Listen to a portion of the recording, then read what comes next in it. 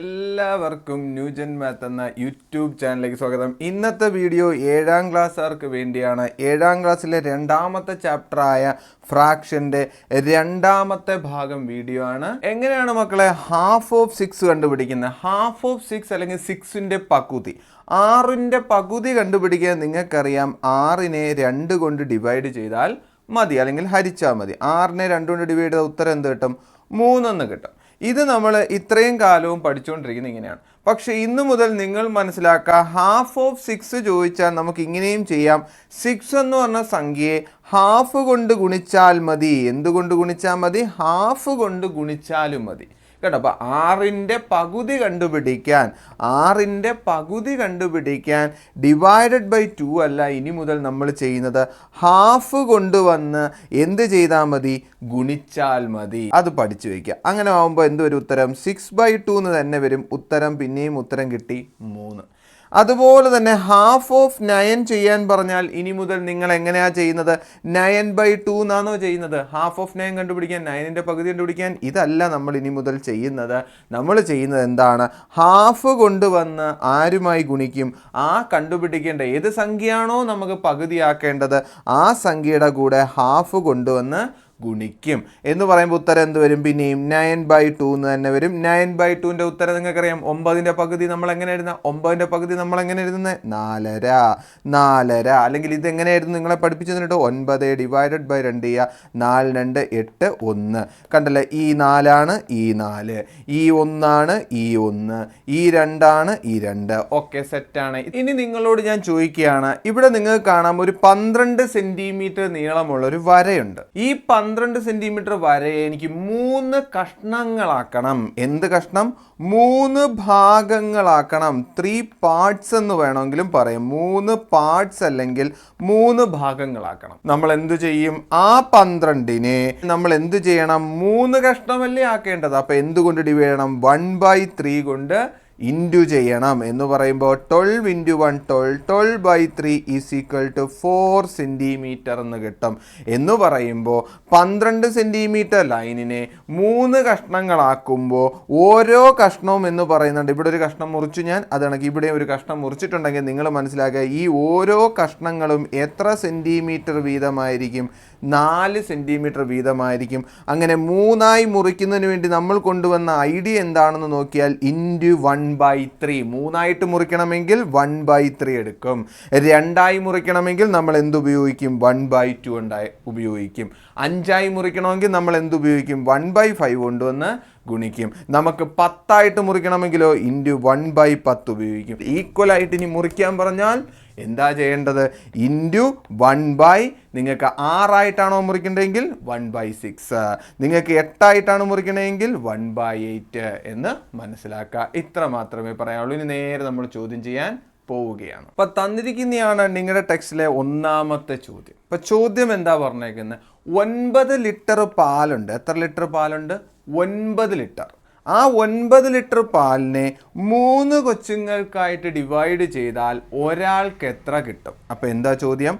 9 litre പാലുണ്ട്. അത് എത്ര ആയിട്ട് ഡിവൈഡ് ചെയ്യണം? 3 കുട്ടികൾക്കായിട്ട് ഡിവൈഡ് ചെയ്യണം. നമുക്കറിയാം, ഭാഗിക്കാൻ പറഞ്ഞാൽ ഇനി മുതൽ ചെയ്യുന്നത് 3ആയിട്ടാണെങ്കിൽ എന്തെഴുതണം? ഇൻറ്റു 3ആയിട്ടാണെങ്കിൽ ഇവിടെ എത്ര പേർക്കാ മുറിക്കേണ്ടത്? 3.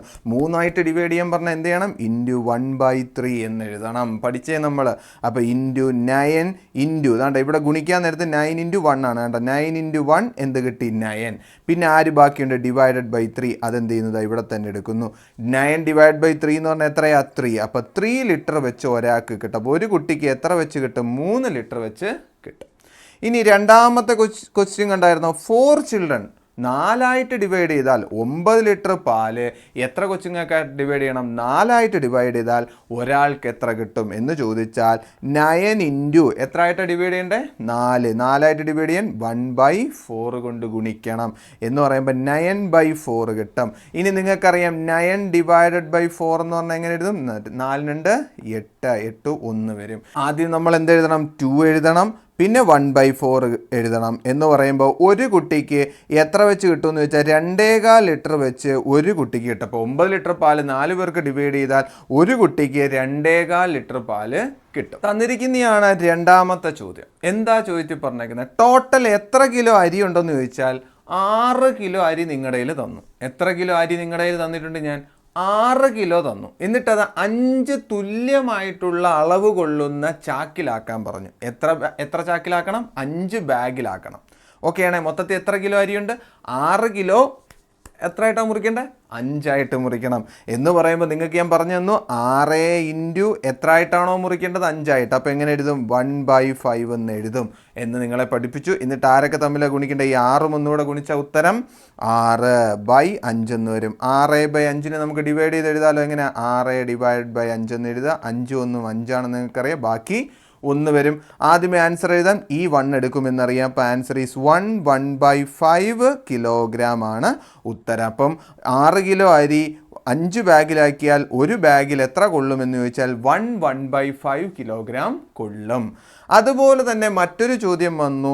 ഈ പറയുന്ന 6 കിലോ എത്ര ബാഗിലാക്കുന്നു? 4 ചാക്കിലാക്കുവാണെങ്കിലോ എന്ന് ചോദിച്ചാൽ നിങ്ങൾക്ക് ഉത്തരം സിമ്പിളായി എഴുതാം. 6 കിലോ ഉണ്ട്, എത്ര ചാക്കിലാക്കണം? 4 ആയിട്ട് ഡിവൈഡ് ചെയ്യണം. അതിനുവേണ്ടി ഇൻറ്റു 1/4 എഴുതിയാൽ മതി എന്നും നിങ്ങൾക്കറിയാം. 6 ഇൻറ്റു 1 6, 6/4 എന്ന് വരും. 6നെ 4 കൊണ്ട് ഡിവൈഡ് ചെയ്ത് എങ്ങനെ ഇരിക്കും? 6/4 ഇങ്ങനെയാണ്. 4 1 4, ബാക്കി എത്ര വരും? 2 എന്ന് പറയുമ്പോൾ ഉത്തരം 2/4 എന്ന് വരും. പിന്നെയും ഞാൻ കണക്കിൽ നിങ്ങളെ പഠിപ്പിച്ചിട്ടുണ്ട്. ഇവിടെ 2/4 ആണ് വന്നേക്കുന്നത്. അവിടെ രണ്ടിനെയും എനിക്ക് ചെറുതാക്കാൻ പറ്റുമല്ലോ. ഇവിടെയും 2 കൊണ്ട് ഡിവൈഡ് ചെയ്യാം, ഇവിടെയും 2 കൊണ്ട് ഡിവൈഡ് ചെയ്യാം. അപ്പോൾ ഉത്തരം 1ന് മാറ്റമില്ല. ഈ 1 തന്നെയാണ് ഈ 1, അതിന് മാറ്റമില്ല.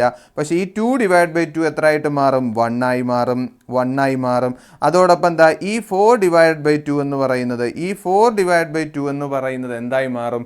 2 ആയിട്ട് മാറും. അപ്പോൾ ദ ആൻസർ ഈസ് 1.5 കിലോഗ്രാം. എത്രയാണ്? എത്ര കിലോഗ്രാം ആയിട്ട് മാറും? 1.5 കിലോഗ്രാം ആയിട്ട് ഉത്തരം കിട്ടും. എത്ര കിലോ വെച്ച് ഒരാൾക്ക് കിട്ടും? 1.5 കിലോ. അപ്പൊ തന്നിരിക്കുന്നതാണ് അടുത്ത ചോദ്യം. എന്തോ പറഞ്ഞേക്കുന്നത് മക്കളെ? 7 മീറ്റർ ലോങ് സ്ട്രിങ്, ഒരു 7 മീറ്റർ നീളമുള്ള ഒരു ചരടുണ്ടെന്ന് വിചാരിക്കുക. എത്ര മീറ്റർ നീളമുണ്ട്? 7 മീറ്റർ നീളമുള്ളതിനെ 6 പീസസ് ആക്കിയാൽ ഒരു പീസ് എത്ര എന്ന് ചോദിച്ചാൽ നമുക്ക് എന്തായിട്ടാണ് ഡിവൈഡ് ചെയ്യേണ്ടത്? എത്ര ആയിട്ടാ? 6 ആയിട്ട് ഡിവൈഡ് ചെയ്യണം. എത്ര പീസുള്ള സാധനമാണ്? എത്ര മീറ്റർ നീളമുണ്ട്? 7 മീറ്റർ നീളമുള്ളതിനെ എത്ര കഷ്ണമാക്കണം? 6 എന്ന് പറയുമ്പോൾ 1/6 എഴുതണം എന്ന് നിങ്ങൾക്കറിയാം. എന്ന് പറയുമ്പോൾ 7/6 കിട്ടുമെന്നറിയാം. ഇനി അതിനെ ഏത് രൂപത്തിൽ എഴുതണം? മിക്സഡ് ഫ്രാക്ഷൻ എഴുതണം. 7 വെളിയിൽ 6 വരും. എന്ന് പറയുമ്പോൾ 1 6 1 എന്ന് എഴുതും.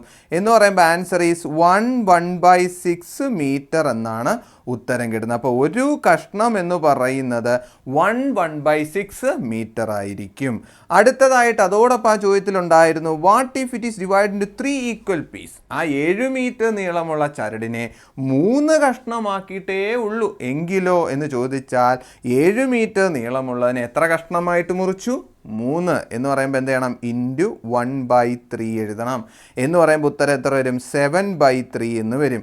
7നെ 3 കൊണ്ട് ഡിവൈഡ് ചെയ്ത് 7നെ 3 കൊണ്ട് ഡിവൈഡ് ചെയ്ത് 3 2s are 6 എന്നറിയാം. 1 എന്ന് വരും. എന്ന് പറയുമ്പോൾ ആൻസർ എന്ന് പറയുന്നത് 2 എഴുതുക, 1/3 എഴുതുക. എന്ന് പറയുമ്പോൾ ആൻസർ എത്രയാണ്? 3 ആയിട്ട് ഡിവൈഡ് ചെയ്തിട്ടുള്ളെങ്കിൽ ഒരു കഷ്ണം എന്ന് പറയുന്നത് 2/1/3 മീറ്റർ ആയിരിക്കും. മക്കളെ, ഞാൻ നിങ്ങളോട് ചോദിക്കുന്ന വീഡിയോ കണ്ടുകൊണ്ടിരിക്കുന്ന നിങ്ങളോട് ഞാൻ ചോദിക്കുകയാണ്, ഇതിൻ്റെ അർത്ഥം എന്താണ് മക്കളെ? എന്തു ഇതിൻ്റെ അർത്ഥം? 6 ഇൻറ്റു 1/2ൻ്റെ അർത്ഥം നിങ്ങളെ ഇപ്പം ഞാൻ പഠിപ്പിച്ചു. 6നെ 2 മുറിച്ചു. 6നെ എത്രയായി മുറിച്ചു? 2 മുറിച്ചാൽ ഒരു കഷ്ണം എത്ര എന്നാണ് ഇത് ചെയ്യുമ്പോൾ കിട്ടുന്നത്. എന്ന് പറയുമ്പോൾ 6/2 കിട്ടും. എന്ന് പറയുമ്പോൾ 3 കിട്ടും. എന്ന് വെച്ചാൽ എന്തോ അർത്ഥം? 6 എന്ന് പറഞ്ഞ സംഖ്യയെ 3ൻ്റെ എത്ര കഷ്ണമാക്കി? 2 പാർട്ടാക്കി. 6 എന്ന് പറഞ്ഞ സംഖ്യയെ 3ൻ്റെ 2 പാർട്ടാക്കുന്നു എന്നതിൽ ഇതിൻ്റെ അർത്ഥം യെസ്. അങ്ങനെയാണെങ്കിൽ ഇതിൻ്റെ അർത്ഥം എന്താണെന്ന് പറഞ്ഞാണ് 8 എന്ന് പറയുന്ന സംഖ്യയെ എത്ര ആക്കുന്നു? 4 കഷ്ണമാക്കുന്നതിലെ 3 എണ്ണം എന്നാണ് അർത്ഥം. എന്ന് പറയുമ്പോൾ നിങ്ങൾ ആലോചിച്ച് നോക്കുക, എങ്ങനെ കിട്ടും ഉത്തരം? ഉത്തരം എന്ന് പറയുമ്പോൾ 8 3 ഗുണിക്കണം. 8 3 ഗുണിക്കുമ്പോൾ 24. 24നെ പിന്നെ എത്ര കൊണ്ട് ഡിവൈഡ് ചെയ്യണം? 4 കൊണ്ട് ഡിവൈഡ് ചെയ്യണം. അപ്പോൾ ഉത്തരം എന്ത് കിട്ടും? 6. എന്ന് വെച്ചാൽ എന്തോ മക്കളെ അർത്ഥം? 8 എന്ന് പറയുന്ന സംഖ്യ ഉണ്ടായിരുന്നു, അതിനെ എത്ര കഷ്ണങ്ങളാക്കി? 4 കഷ്ണങ്ങളാക്കി. അപ്പം നിങ്ങൾക്കറിയാം 2 4 6, 8 ഇങ്ങനെയല്ലേ വരൂ എന്ന് പറയുമ്പോൾ എത്ര കഷ്ണങ്ങൾ വരും? 2ൻ്റെ കഷ്ണങ്ങൾ. ആ 2ൻ്റെ കഷ്ണങ്ങൾ എത്ര എണ്ണം? 3 എണ്ണം ചേരുമ്പോൾ എത്ര ആകും? 6. മനസ്സിലാക്കാൻ പറ്റുവേ? 8 എന്ന് പറഞ്ഞ സംഖ്യയെ 4ആയി മുറിച്ചിട്ട് അതിലെ 3 കഷ്ണമാണ് 6. അത് കണക്ക് 10 × 1/2 എന്ന് വെച്ചാൽ എന്താർത്ഥം? 10ൻ്റെ 2 കഷ്ണം. 10നെ 2 കഷ്ണമാക്കുക. 10നെ 2 കഷ്ണമാക്കുക മീൻസ് 10/2 എന്ന് പറയുമ്പോൾ ഉത്തരം എത്ര കിട്ടും? 5. 10നെ 2 കഷ്ണമാക്കി ഒരു കഷ്ണം എത്രയായിരിക്കും? 5. അത് മനസ്സിലാക്കി വെച്ചേക്കുക. അടുത്തതാണ് തന്നിരിക്കുന്നതാണ് മറ്റൊരു ചോദ്യം. ഈ ചോദ്യത്തിൽ എന്തോ പറഞ്ഞേക്കുന്നത്? there are 35 children in a class. ഒരു ക്ലാസ്സിൽ എത്ര കുട്ടികളുണ്ട്? 35 കുട്ടികളുണ്ട്. ആ 35 കുട്ടികളിലെ 3/5 പാർട്ട് എന്ന് പറയുന്നത് ഗേൾസ് ആണ്.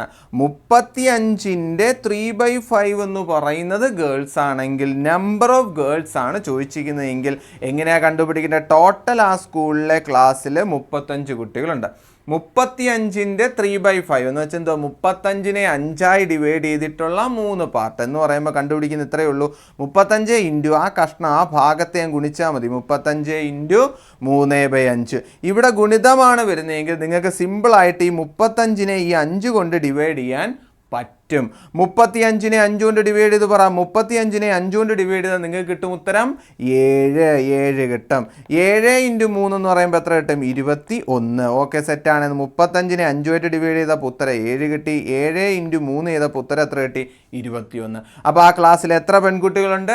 21. അപ്പോൾ തന്നിരിക്കുന്നതാണ് മറ്റൊരു ചോദ്യം. ഈ ചോദ്യത്തിൽ എന്താ പറഞ്ഞേക്കുന്നത്? 10 കിലോ അരിയുണ്ട്. എത്ര കിലോ അരിയുണ്ട്? 10 കിലോ.